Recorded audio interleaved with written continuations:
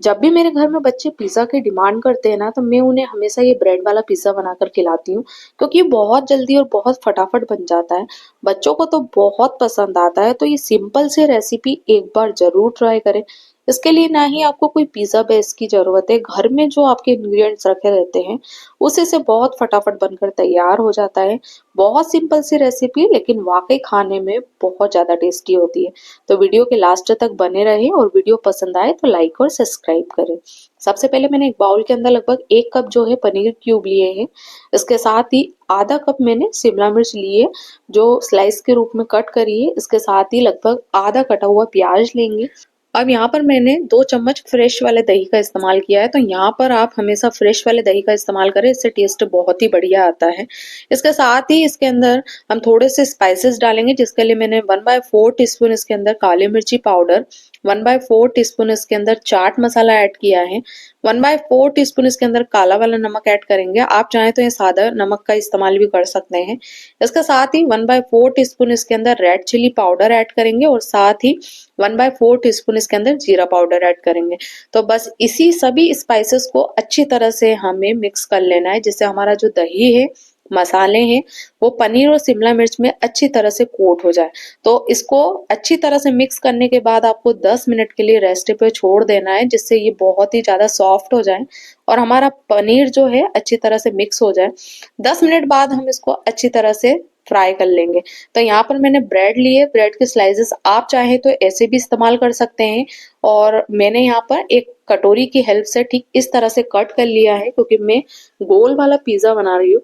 अब इस तरह से एक पिज़्ज़ा बनाने के लिए आपको 3 स्लाइसेस की ज़रूरत पड़ेगी, तो आपको जितने भी पिज़्ज़ा बनाने हैं उस हिसाब से आप स्लाइसेस कट कर सकते हैं। इस तरह से बनाने के बाद आप सभी स्लाइसेस को अच्छी तरह से निकाल के रख लें। जब हमारी स्लाइसेस निकल जाए, मैंने यहाँ पर लगभग 3 पिज़्ज़ा बनाने के लिए लगभग 9 स्लाइस को अच्छे से कट करके निकाल के रख लिया है।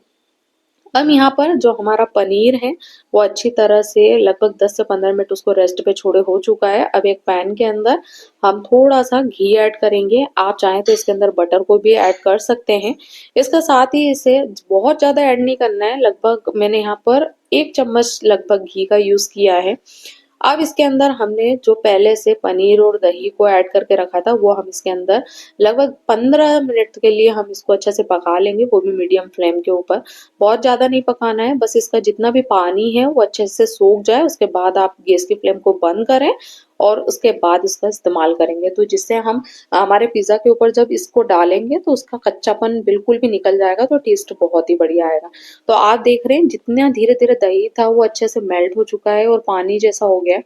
अब जब ये बिल्कुल अच्छी तरह से गल जाएगा और पानी पूरा अच्छी तरह से सूख जाएगा, उसके बाद गैस की फ्लेम को बिल्कुल बंद कर देंगे और इसका इस्तेमाल करेंगे। तो धीरे-धीरे आपको बिल्कुल मीडियम फ्लेम पर रखना है, जिससे आपके शिमला मिर्च भी अच्छी तरह से पक जाए और आपके पनीर भी अच्छी तरह से पक जाए। जब हमारे पनीर और शिमला मिर्च लगभग 60% पक जाए, उसके बाद हम इसके अंदर एक कटा हुआ टमाटर ऐड करेंगे। टमाटर ऐड करने के लिए इसका जो बीज वाला हिस्सा होता है उसको अलग कर देंगे और बस ऊपर का जो मोटा-मोटा हिस्सा होता है उसी का इस्तेमाल करेंगे। अब इसे अच्छी तरह से मिक्स कर लेंगे और जब ये पानी अच्छी तरह से सूख जाए और चिपकने लग जाए, उसके बाद गैस की फ्लेम को हम बिल्कुल अच्छी तरह से बंद कर देंगे। तो यहाँ पर ये बनकर तैयार हो चुका है। अब ब्रेड की स्लाइसेस लेंगे और सबके ऊपर मेयोनीज़ को अच्छे से स्प्रेड कर लेंगे। तो यहाँ पर मैंने 2 लगभग 2 ब्रेड का यूज़ करा है। अब इसको अच्छी तरह से मेयोनीज़ डालें और इसको अच्छी तरह से स्प्रेड कर लें। तो यहाँ पर मैंने लगभग 2 पिज़्ज़ा बनाने के लिए 2 स्लाइसेस का यूज़ किया है। जब इसके ऊपर मेयोनीज़ की कोटिंग अच्छी तरह से हो जाए, उसके बाद आप इसके ऊपर बहुत सारा चीज़ को अच्छी तरह से ग्रेट कर कर डालें। तो यहाँ पर मैंने एक क्यूब लिया हुआ है, क्यूब को अच्छी तरह से ग्रेट करके ठीक इस तरह से हमें डाल लेना है।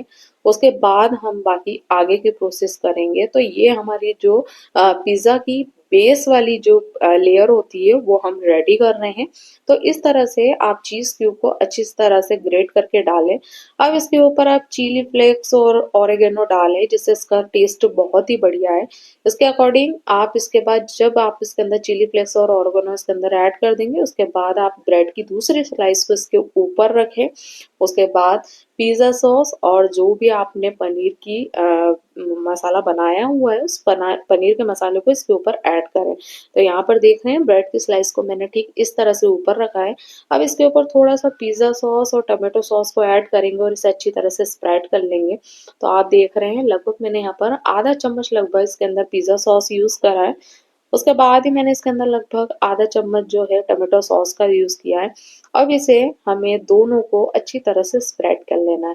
तो जब आपका टोमेटो सॉस और पिज़्ज़ा सॉस अच्छी तरह से स्प्रेड हो जाए, उसके बाद आपने जो पनीर का पहले से मसाला बनाकर तैयार करके रखा था, वो आप इसके ऊपर अच्छी तरह से डाल लें। तो लेयर बिल्कुल चारों तरफ से इस तरह से उसको बिछाना है कि पूरा टेस्ट जो है पूरी जितनी भी ब्रेड की स्लाइस है उसके ऊपर आ जाए।